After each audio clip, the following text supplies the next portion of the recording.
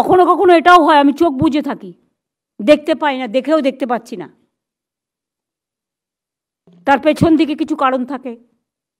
পুলিশও চোখ বুজেছিল, আমি খবর পাই, আপনারা পান না। আমার পাঞ্জাবের আলুর দিকে ইন্টারেস্ট কেন?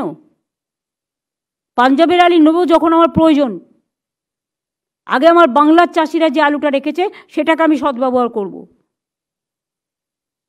আর এখন থেকে অনেকে বলবে এক্ষুনি কোল্ড স্টোরেজ খালি করে দিন, নতুন আলু উঠবে।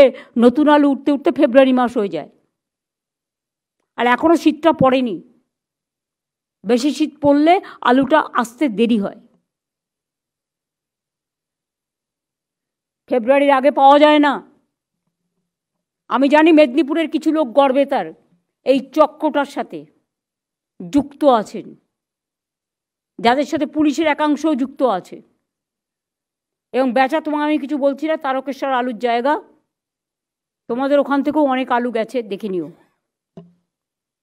এই ক্রিকেটে যেরকম মানে টিকিট নিয়ে বেটিং চলে, আলু তো ঠিক এরকম একটা সিস্টেম আছে, এটাকে ভোটিং মার্কেট বলে।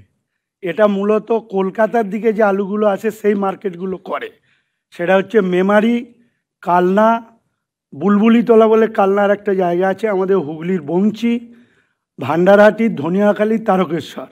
এরা মনোপলি রেট ঠিক করে, কালকের আলুর রেট কি হবে আজকে সন্ধ্যাবেলা বসে ঠিক করে নেয়।